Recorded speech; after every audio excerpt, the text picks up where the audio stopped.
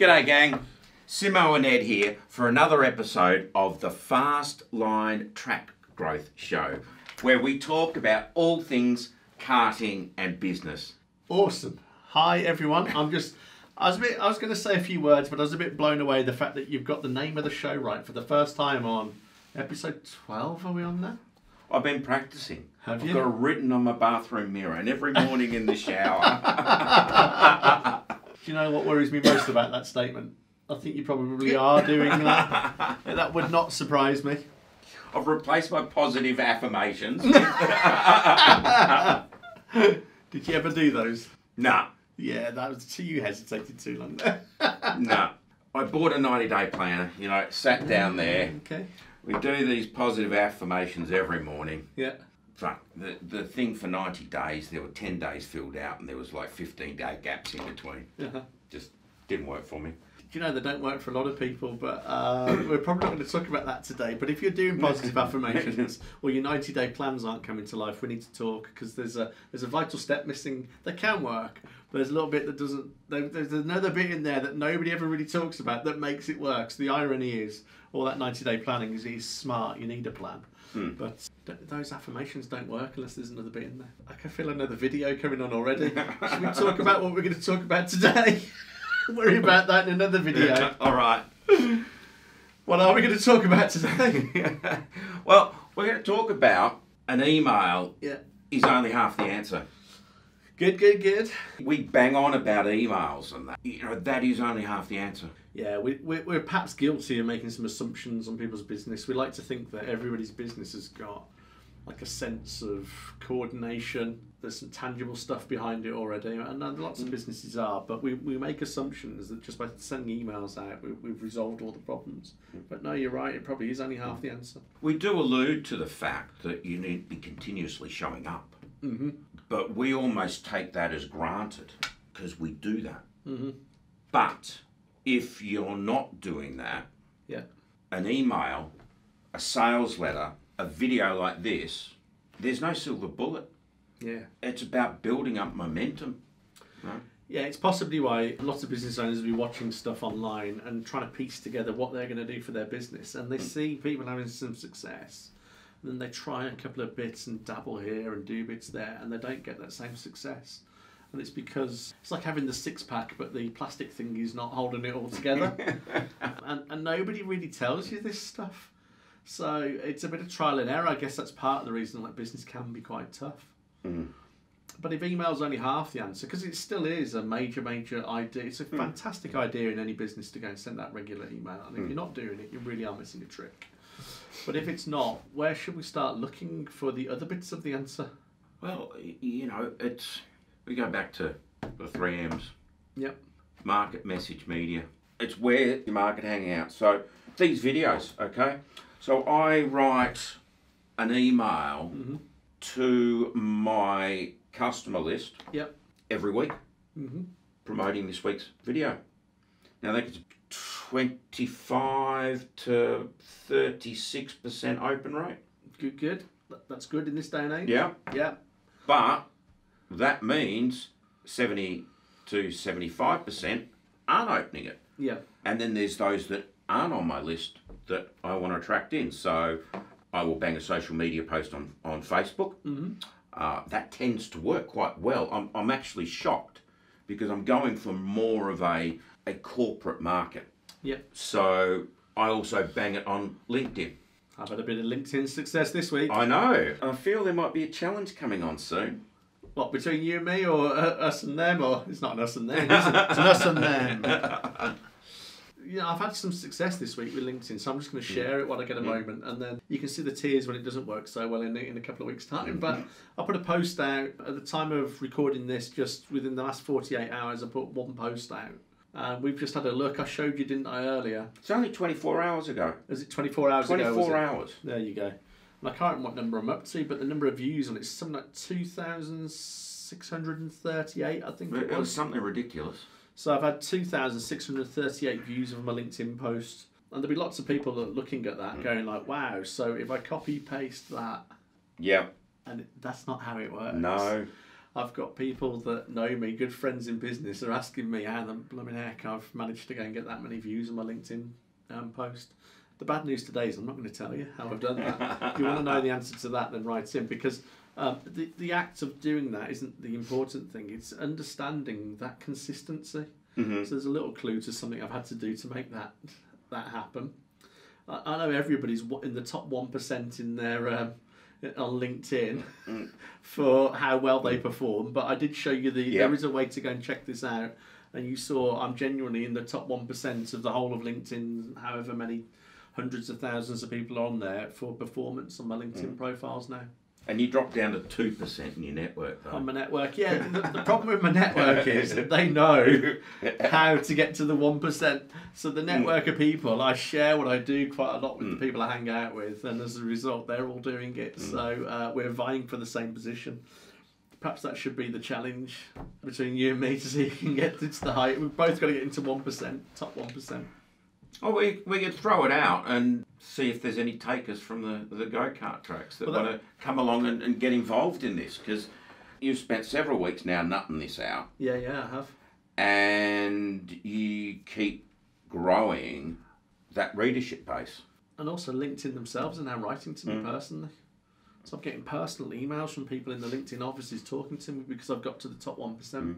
So there's a way to check how well you're doing on LinkedIn. It's called your SSI score. So if you Google it, you'll find out how to go and find your own SSI. If you can't, just write in. We'll show you how to get that score. And you can use that as a real good barometer on how well your LinkedIn profile's performing. Can be worth doing. Yep. I feel we've lost our way a little bit today. We have. Let's get back on track. Email's only half the answer. It is. So it's no silver bullet. You need to back it up with other mediums, and you need to be consistently showing up. Yeah. Well, I'm going to just challenge one little thing. You may or may not need other medium in there. If you're consistently showing up and there's people meeting you there, and those numbers are sufficient to go and get you to where you want the business to get to, then I would go all out to go and make that work. Now, lots of people talk about building the Parthenon and putting all the pillars in to go and do all your different types of marketing. And I was certainly in that school for a good 3 or 4 years, but I've changed my thinking around this. And I think you genuinely are better to find something that works, push it forward, go and reach your goals. Once you've got that working really, really well and systemised it, because email's only half the answer, the system's behind you, the other part of the answer to that, then I will give you permission. Well, try under the pillar of marketing. Well, see, I mean, there you go again. It's us assuming. Now, we've been writing these entertaining and engaging emails for a number of years now. Yep. First you started, then I picked up the mantle and wrote them. And it wasn't until I got that right that I did venture on to the other platforms. So you're quite right. Yeah, it's a smart way to go. I think lots of people in their marketing, they try to do too many things at once. And that's great if you're a marketer and you've got all the background and you've got a full understanding of how everything's going to fit together. You can probably run a good sort of, I was going to say half a dozen, but it's not even that. I think 2 or 3 campaigns is enough. And get them done really, really well. You can get away with that. But are you really a full paid marketer that understands all this stuff and you're running your cart track? I hope you are, because the key to running a hugely successful business is fantastic marketing and sales abilities within your team or you personally, and that will actually carry you through. But the reality is, well, not all cart track owners are marketers. I've been blessed. Yeah, I've got a marketing degree, which is not much of a blessing, to be honest. Most of it I've ignored. I violate it all the time. I did my marketing bit of my MBA in one fell swoop before I even read the blooming thing and passed. And I was just like, because the stuff they talk about is just not useful. Here's a bold statement. Isn't useful for most medium-sized businesses or small and medium-sized businesses. It might work in the large corporates, but I'm still not sold on that. If you're Pepsi or Coca-Cola and you want to go and shift the market and just move the needle with just a few extra people buying an extra can of Coke or putting a half a penny or a half a cent onto a can of Coke, then that sort of stuff can be useful for large companies. But I think it's got very limited use. There's quite a bold statement. So ignore the stuff they tell you at marketing in your degree. Get into the nuts and bolts of what's really going to move the needle a long way and put bottom line profit into your company. But let's get back to it again. We wander. Emails are only half the answer. Now, we talk about consistency, we talk about other mediums, but there is a time for emails and there's a time for campaigns. Yep. Campaigns in the karting world, I would talk about events. Christmas, Father's Day, school holidays. Yeah, so what we're talking about here is a campaign really needs a deadline.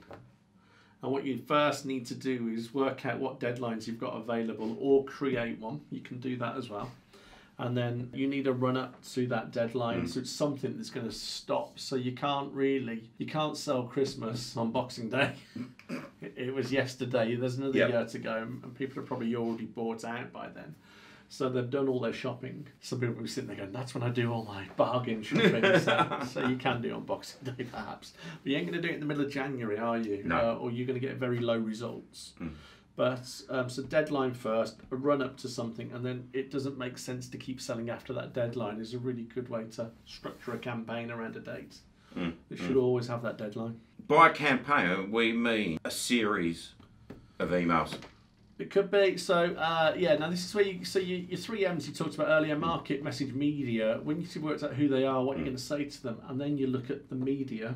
So email is ubiquitous. Everybody pretty much in the world now, I think it has an email address, at least one, some have several. So they're probably going to hang out there, and it's a nice easy one to just put like a spine into your campaigns. If you've then built up a little bit of know-like trust and you put something into that relationship, you then open up all the other different ways that you can use media as well. So there's like 20, 30, 40 ways of reaching out there, but direct mail, lumpy mail campaigns, posters, flyers, leaflet dropping in the local area.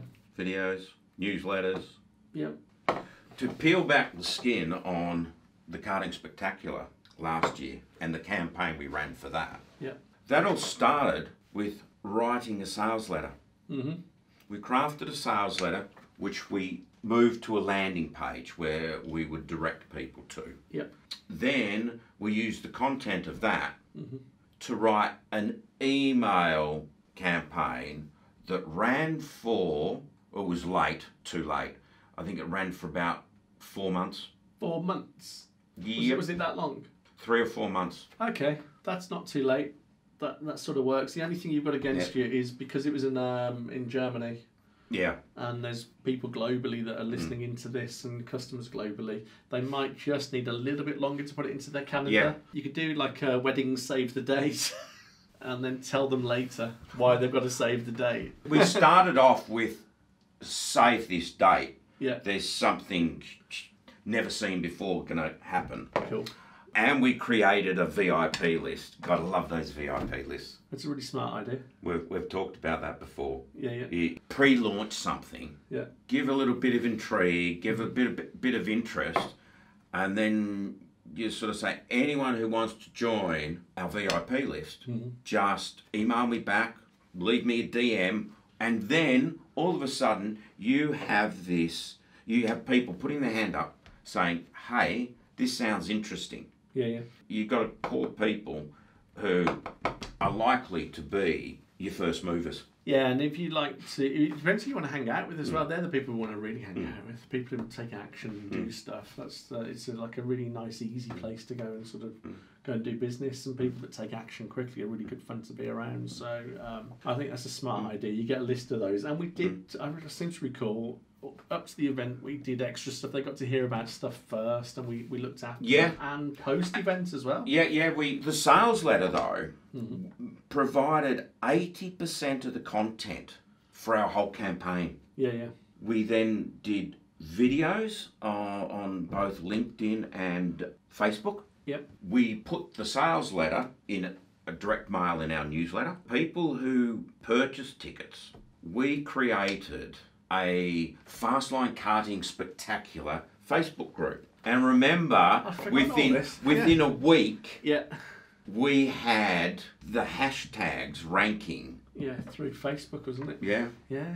I'd forgotten all about this. If you just sat down with a blank piece of paper and said, how are we going to do this? That's probably what we just scribbled out, and there you go. You've remembered it. I can't quite remember doing all that because I do create all the campaigns from scratch. But yeah, what a great way to do it. And I hold my hand up. The sales letter and the email campaign was the only thing we really planned out. No, but that's a really smart thing to do. Like if you gave me a go-kart track as a really great example, and you just said, right, here's your go-kart track. It's day one. What are you going to do with it? The first thing I would work out is what packages I'm going to offer. So the first thing I would work out is what packages I'm going to offer that will get people across the threshold to come and potentially spend a little bit of money with me. And then I'd work backwards. Then I'd write the campaigns. Then once I've got the campaigns running, then I'd worry about where am I going to get the staff from. That would be a really smart way to go and run, first of all, a kart track from scratch. But wherever you are today, if you're thinking about running a campaign, do it that way. Don't worry about the fact that you haven't got the staff, you haven't got enough suits, you haven't got the helmets. Like we could have done with a few more carts, we could have done with because that'll all just stop in its tracks. I'd rather generate the cash and then work out ways to go and meet the obligation. So Kevin Costner is wrong. What was that? That's the Kevin Costner email. Kevin Costner, the Kevin Costner email, which I used in the Offenbach campaign. Now, build it and he will come. Whereas Field of Dreams. Field of Dreams. Whereas we are, sell it, fix the problem you've just created. Yeah, I'm just going to say this, but build it, they will come is a really shit piece of advice. Yeah. I mean, it's a great film, and I love Field of Dreams. But, even in that film, they point to the fact that, this is going to get risky. And all of a sudden, people start to turn up, and it was all right. Because it's a really nice sort of good feel film. But that's just not the way to run a business. Go and create and work out what you can deliver and deliver well. Build the value into it. Then sell it, then look at how you're going to meet the obligation. There's a much better, more sensible way to go and do it. Because you've got a bit of cash as well to go and sort it all out. What are we talking about? Email is only half the answer. But it's worth spending a lot of time then after. So create the business and then start to work out how you are going to deliver. I think a lot of people as well, they don't spend very long looking at how they're going to actually deliver stuff. Just doing, good is good enough is a really good, sort of saying that I can get behind in most areas of business. But when it comes to customer delivery, where they've got expectations, you've got to put value in there. Good isn't good enough. No. You've really got to look at their whole customer experience will help you here, or the customer journey through your business will be a massive one.